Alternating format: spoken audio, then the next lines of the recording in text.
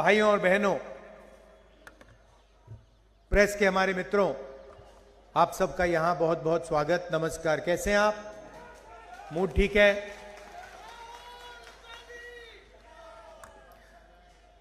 लड़ाई, नमस्कार नमस्कार। लड़ाई विचारधारा की है। एक तरफ नफरत, हिंसा, दूसरी तरफ मोहब्बत, भाईचारा। आरएसएस, बीजेपी के लोग संविधान को खत्म करना चाहते हैं, रद्द करना चाहते हैं। अंबेडकर जी का संविधान, गांधी जी का संविधान हिंदुस्तान के हर नागरिक का, हर धर्म का, हर जात का, हर भाषा का संविधान, इसको ये खत्म करना चाहते हैं, रद्द करना चाहते हैं। दूसरी तरफ कांग्रेस पार्टी, जिसने आपके साथ मिलकर यह संविधान बनाया था। इस संविधान में साफ लिखा है कि हिंदुस्तान सबका है, गरीबों का, अमीरों का, हर धर्म का, हर जात का, हर भाषा का। यह लड़ाई चल रही है। जहां भी हम देखते हैं, बीजेपी, आरएसएस के लोग भाई को भाई से लड़ाते हैं। एक धर्म को दूसरे धर्म से, एक जात को दूसरी जात से, एक भाषा को दूसरी भाषा से। इनका लक्ष्य आपका पैसा आपसे छीनकर हिंदुस्तान के अरबपतियों को देने का है। मैं आपको याद दिलाना चाहता हूं कि नरेंद्र मोदी जी ने हिंदुस्तान के 25 सबसे अमीर लोगों का 16 लाख करोड़ रुपया कर्जा माफ किया है। 16 लाख करोड़ रुपया कोविड के समय इनका कर्जा माफ किया। इनके लिए नोटबंदी की, इनके लिए गलत जीएसटी लागू करवाई, और जब भी मौका मिलता है अदानी, अंबानी जैसे लोगों का कर्जा माफ कर देते हैं। मैंने कहा कि ये मीडिया के हमारे मित्र हैं, मगर ये मित्र नहीं है, ये जनता के मित्र नहीं है। ये 24 घंटा अंबानी जी की शादी दिखा देंगे, मोदी जी का चेहरा दिखा देंगे, मगर दिल्ली की जो हालत है, गरीबों की जो हालत है, महंगाई, बेरोजगारी, किसानों की हालत, इसके बारे में ये 1 मिनट आपको टीवी पे नहीं दिखाएंगे। औजार ये उनके हैं। मीडिया वाले अंबानी, अदानी के औजार हैं, मोदी जी के औजार हैं, और इनका काम आपके ध्यान को इधर उधर करने का है। आपके सामने सच्चे मुद्दे हैं, आपको रोज दिखते हैं। महंगाई, बेरोजगारी, पोल्यूशन, पीने का पानी नहीं मिलता है, ये आपके मुद्दे हैं। मगर ये मीडिया वाले, नरेंद्र मोदी जी, इन मुद्दों के बारे में आपको कभी नहीं बताएंगे। रोजगार देश में स्मॉल और मीडियम बिजनेस वाले देते हैं। ये अरबपति जो हैं, चाहे अंबानी हो, अदानी हो, ये रोजगार नहीं देते हैं। इनकी हजारों लाखों करोड़ रुपए की कंपनी होती है, मगर इन कंपनियों में बहुत कम लोगों को रोजगार मिलता है। रोजगार छोटे बिजनेस वाले, छोटे व्यापारी, स्मॉल मीडियम बिजनेस वाले, ये रोजगार देते हैं और ये इनोवेशन भी करते हैं।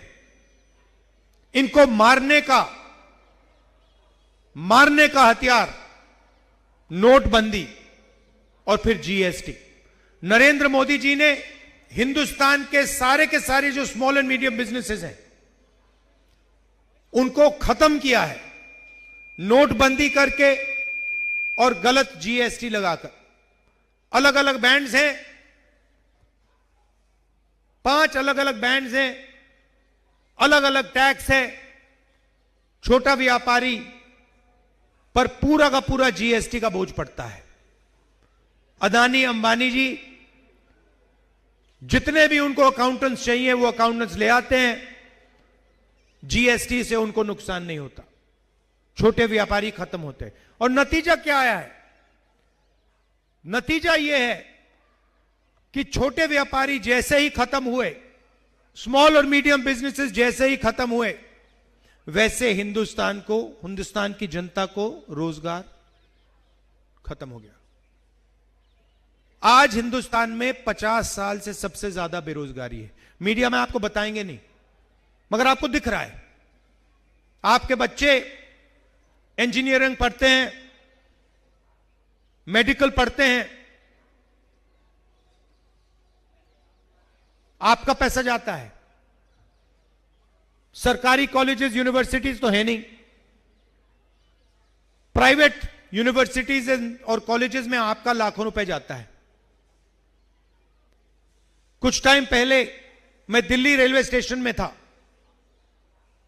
एक युवा मेरे पास आया, लाल शर्ट पहनी हुई थी, कुली का काम कर रहा था। मैंने पूछा, क्या पढ़े हो तुम? मुझे कहता है, राहुल जी आप यकीन नहीं करोगे, मैं सिविल इंजीनियर हूं। लाखों रुपए मेरे पिता ने मेरी शिक्षा के लिए दिए प्राइवेट यूनिवर्सिटी में। मैं सिविल इंजीनियर बना और सच्चाई यह है कि मेरे सारे के सारे सपने खत्म हो गए। मैं कुली का काम कर रहा हूं। वो अकेला नहीं है। हिंदुस्तान में लाखों युवा हैं, करोड़ों में भी हो सकते हैं, जिन्होंने यूनिवर्सिटी डिग्री ली है। आपके बच्चे हैं, यूनिवर्सिटी डिग्री ली है, कॉलेज में ग्रेजुएशन किया है, लॉयर की डिग्री है, मगर बेरोजगार घूम रहे हैं, मजदूरी तक कर रहे हैं। यह हिंदुस्तान की रियलिटी है, सच्चाई है। और इसका कारण है कि नरेंद्र मोदी जी ने 20-25 अरबपतियों को हिंदुस्तान का पूरा धन पकड़ा दिया है। आप अगर बैंक लोन लेने जाओ, आपको बैंक लोन नहीं मिलेगा, बैंक से बाहर कर देंगे आपको। मगर अदानी, अंबानी लाखों करोड़ रुपए के बैंक लोन ले सकते हैं, 1 सेकंड में ले सकते हैं। और अगर वो बैंक लोन वापस नहीं देते हैं तो उनका बैंक लोन माफ हो जाता है। ये सच्चाई है। तो हो क्या रहा है? आप जीएसटी देते हो, जितनी जीएसटी आप देते हो, मान लो आपने शर्ट खरीदी, जितनी जीएसटी आप देते हो उतनी ही जीएसटी अदानी देता है। अगर वो वही शर्ट अदानी खरीदे, उतनी ही जीएसटी अदानी देगा। उसकी आमदनी लाखों करोड़ रुपए, आपकी आमदनी हजारों में, मगर जितनी जीएसटी वो देता है उतनी आप देते हो। आज बजट पास हुआ, पेश हुआ, उसमें आप देखिए बजट का पूरा का पूरा लक्ष्य 25 लोगों को फायदा पहुंचाने का। आपको थोड़ा सा दे देंगे, कह देंगे भैया ये लो थोड़ा सा टैक्स माफ कर लेंगे। मगर अगर आप बजट का लक्ष्य देखेंगे तो हिंदुस्तान का धन 20-25 अरबपतियों को देने का है। हिंदुस्तान में 50% पिछड़ा वर्ग है, 15% दलित है, 8% आदिवासी, 15% माइनॉरिटी और मान लो 5% गरीब जनरल कास्ट के लोग। प्राइवेट अस्पतालों के मालिक देखो, प्राइवेट कॉलेजेस यूनिवर्सिटीज के मालिक देखो, बड़ी बड़ी कंपनियों के मालिक देखो, बड़े बड़े जजेस की लिस्ट निकालो और मुझे दिखा दो पिछड़े वर्ग के कौन है, दलित कौन है, आदिवासी माइनॉरिटीज के कौन है, गरीब जनरल कास्ट के कितने हैं। वही चुने हुए लोग हैं, उनके मित्र हैं, वो सब उनको मिलता रहता है। 90 लोग बजट बनाते हैं। जो आपका पैसा बंटता है, आज बटा है, 90 लोगों ने निर्णय लिया है। पिछले साल मैंने उनकी लिस्ट निकाली, मैंने क्या पता लगाता हूं ये हैं कौन। 50% पिछड़े वर्ग की आबादी है। 90 में से 3 पिछड़े वर्ग के लोग हैं, अफसर हैं। छोटे छोटे डिपार्टमेंट पकड़ा रखे हैं। अगर बजट में 100 रुपए बढ़ते हैं तो पिछड़े वर्ग के अफसर 5 रुपए का निर्णय लेते हैं। यहां पे मेरे दलित भाई बहन हैं, आपके बारे में बहुत बात होती है। आपके 90 में से 3 अफसर हैं, छोटे छोटे डिपार्टमेंट दे रखे हैं, पीछे बैठा रखा है। अगर कुछ उल्टा सीधा बोलते हैं, एसीआर में करियर खत्म करा जाता है। अगर 100 रुपए बजट में बढ़ते हैं, दलितों की आबादी 15% है, अगर 100 रुपए बढ़ते हैं तो 1 रुपये का निर्णय दलित अफसर लेते हैं। आदिवासी 8% हैं, 100 रुपए में से 10 पैसे का निर्णय वो लेते हैं। तो सब मिलाकर दलित, आदिवासी, पिछड़ा वर्ग, अगर आप सबको मिला लो, 100 रुपए में से 6 रुपए 10 पैसे का निर्णय आप लोग लेते हो, और पैसा आप दे रहे हो। जीएसटी दे कौन रहा है? गरीब, जनरल कास्ट के लोग, पिछड़ा वर्ग, दलित, आदिवासी, माइनॉरिटी, यही तो दे रहे हैं। अदानी थोड़ी दे रहा है जीएसटी, अंबानी थोड़ी दे रहा है, आप लोग दे रहे हो। और फिर आप देखते हो कि भाई हमने जीएसटी दी, बजट में हमें पैसा नहीं मिला, बैंक से हम पैसा नहीं ले सकते, रोजगार नहीं मिलता, छोटे व्यापारियों को खत्म कर दिया, और फिर ध्यान भटकाने का काम शुरू हो जाता है। कभी अमिताभ बच्चन दिखाएंगे, डांस गाना दिखाएंगे, क्रिकेट दिखाएंगे।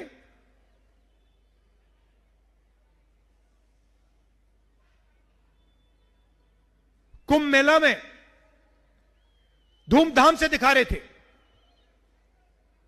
वहां पे स्टैम्पीड हुआ, लोग मरे। आज तक देश को नहीं बता रहे यहां कितने लोग मरे। तो इनके लिए सारा का सारा जो भी ये करते हैं, अदानी और अंबानी को मदद करने के लिए करते हैं। राम मंदिर का इनॉग्रेशन था, आपने देखा, आपने अपनी आंखों से देखा। मुझे आप बताओ, जब राम मंदिर का इनॉग्रेशन हो रहा था, आपने किसी गरीब व्यक्ति को वहां देखा? किसान को देखा? मजदूर को देखा?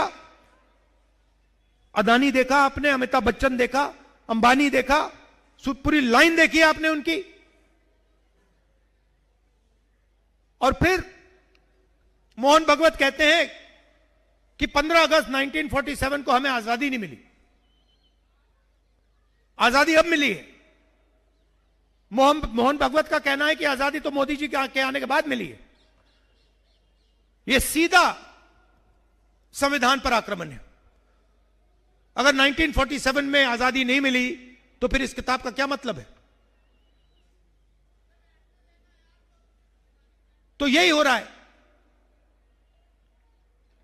और बीच में केजरीवाल जी आ गए। विचारधारा की लड़ाई चल रही है कांग्रेस बीजेपी के बीच में केजरीवाल जी आए, खंबे पे चढ़ गए।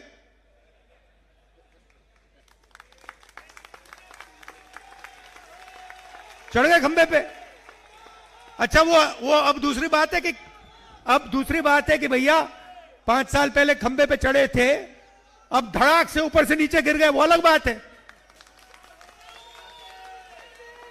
उन्होंने कहा था, देखो मैं खंबे पे चढ़ता हूं, मैं नए तरीके की राजनीति लाऊंगा, मैं दिल्ली की राजनीति बदल दूंगा,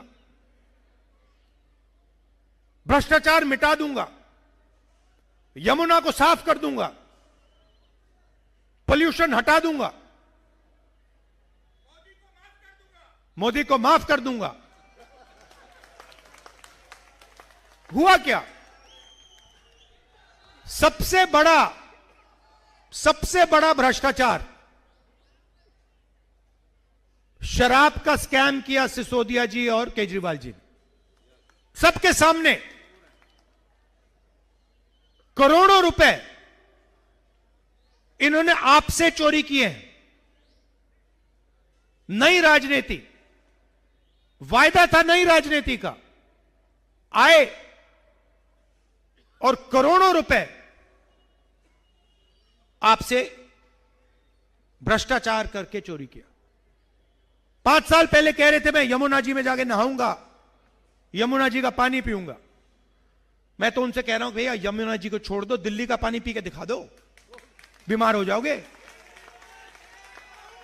कहा था छोटी छोटी गाड़ी में घूमते थे, कौन सी थी भैया वो, आल्टो क्या थी, वैगनार मैं भूल जाता हूं, वैगनार गाड़ी थी छोटी सी।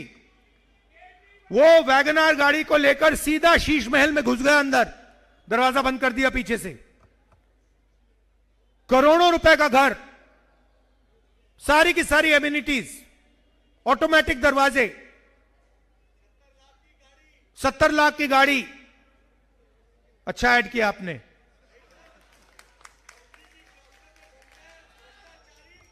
अच्छा फिर उन्होंने अपनी टीम की लिस्ट दिखाई, नाम पढ़ लेता हूं मैं। टीम केजरीवाल, ये देखो, ये है, देख रहे हो, ये टीम केजरीवाल देखो भैया। Team Kejriwal, number 1 Arvind Kejriwal, number 2 Manish Sisodia, number 3 Atishi Singh, number 4 Sanjay Singh, Satyendra Jain, Raghav Chadha, Sandeep Pathak, Saurabh Bharadwaj और अवध ओझा।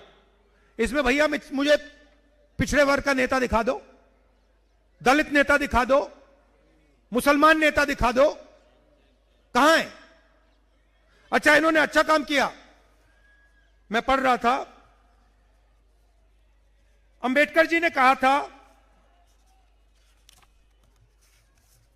Educate, agitate, organise. आपने मूर्ति देखी होगी अंबेडकर जी की, उनके हाथ में कॉन्स्टिट्यूशन, हाथ में किताब। उनका कहना था कि हिंदुस्तान के लिए सबसे जरूरी चीज शिक्षा है, और दलितों से उन्होंने कहा कि आपको शिक्षित होना चाहिए। अब दलित विरोधी केजरीवाल जी ने क्या किया मैं आपको बताता हूं। उन्होंने आपको बताया कि दलितों के लिए हम स्कॉलरशिप ला रहे हैं। स्कॉलरशिप कितने की दी? 25 लाख रुपए की। 25 लाख रुपए स्कॉलरशिप में दिए बस। और एडवर्टाइजिंग कितने की 25 करोड़ की। मतलब 25 लाख आपको दिए और फिर मीडिया को 25 करोड़ रुपए दे दिए एडवर्टाइजिंग करने के लिए। यह है केजरीवाल जी।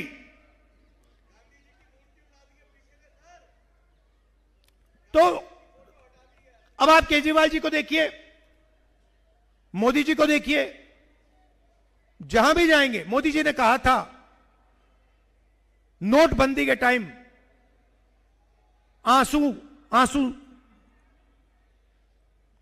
भाषण देते हुए मुझे चौराहे पे फांसी से लटका देना। कोविड के टाइम आपको कहते भैया थाली बजाओ। अच्छा आपने बजाई भी। अभी आप ताली बजा रहे हो, मगर उस टाइम आपने बजाई थाली, और आप थाली बजा रहे थे। कोविड फैल रहा था, अस्पताल जा रहे थे आप लोग। उसके बाद आप मोदी जी ने कहा मोमबत्ती जलाओ, मोबाइल फोन की लाइट ऑन करो, ठीक है। और फिर लाखों करोड़ रुपए वैक्सीन में, कर्जा माफी में अरबपतियों को पकड़ा दिया। ये झूठे वायदे करते रहते हैं 24 घंटा। एक ही चीज है, केजरीवाल जी कहेंगे भ्रष्टाचार मिटा दूंगा, यमुना को साफ कर दूंगा, मोदी जी कहेंगे भ्रष्टाचार मिटा दूंगा, गंगा को साफ कर दूंगा। एक ही चीज है, और काम करते हैं अरबपतियों के लिए। आप 20 साल के मेरे भाषण देख लो। 2004 से मैं राजनीति में हूं, मेरे 20 साल के आप भाषण देख लो, एक झूठा वायदा मुझे दिखा दो, एक। हमने कहा, कर्नाटक में कहा महिलाओं को फ्री में बस का टिकट मिलेगा, करा। कर्जा, किसानों का कर्जा माफ करा। मनरेगा करा। भोजन का अधिकार करा। आरटीआई करा। जो भी हम कहते हैं हम करके दिखाते हैं। मैं आपको कभी भी झूठ नहीं बोलने वाला हूं, क्योंकि मेरा आपके साथ 2 साल पुराना रिश्ता नहीं है। मेरा आपके साथ 20 साल भी नहीं है भैया। मेरे दादी, परदादा, पिताजी, इनका रिश्ता है आपके साथ। और मेरा ये बात समझिए, मेरा राजनीतिक रिश्ता नहीं है, मेरा मोहब्बत का रिश्ता है, प्यार का रिश्ता है आपसे। इसीलिए मैं हर मीटिंग में कहता हूं कि सबसे जरूरी काम नफरत के बाजार में मोहब्बत की दुकान खोलनी है। अभी मैं आया, मुझे यहां लोगों ने कहा लव यू, और मैंने भी कहा लव यू ब्रदर। तो मेरा कहना है, खुशी से राजनीति हो सकती है। यह मोहब्बत का देश है, यह नफरत का देश नहीं है। नफरत से नुकसान होता है, नफरत से प्रगति नहीं होती है, नफरत से बेरोजगारी बढ़ती है। तो इसीलिए हमारी विचारधारा की लड़ाई है। मोहब्बत की दुकान का काम हम करते हैं, करते रहेंगे, और जहां भी ये नफरत फैलाएंगे वहां आपको राहुल गांधी और कांग्रेस पार्टी दिखेगी। मोहब्बत की दुकान खोलेंगे। मैं हमारे जो यहां पे जब दिल्ली में दंगा हुआ था, हिंसा हुई थी, मैं आपसे पूछना चाहता हूं, जब आपको जरूरत थी, जब आपके साथ हिंसा की जा रही थी, केजरीवाल जी आए थे? राहुल गांधी आया था? बस ये बात याद रखिए। हम 4000 किलोमीटर देश में नफरत को मिटाने के लिए, भाईचारे के लिए, कॉन्स्टिट्यूशन के लिए, संविधान के लिए हम कन्याकुमारी से कश्मीर चले हैं। 4000 किलोमीटर चले हैं, क्योंकि हम इस देश से मोहब्बत करते हैं, इस देश की जनता से मोहब्बत करते हैं, और हम कॉन्स्टिट्यूशन, संविधान की रक्षा करते हैं। आप सब आए, शाम का समय है, मैं आप सबका दिल से धन्यवाद करना चाहता हूं। यहां हमारे प्रत्याशी हैं, इनको भारी बहुमत से जिताइए। नमस्कार, जय हिंद, धन्यवाद।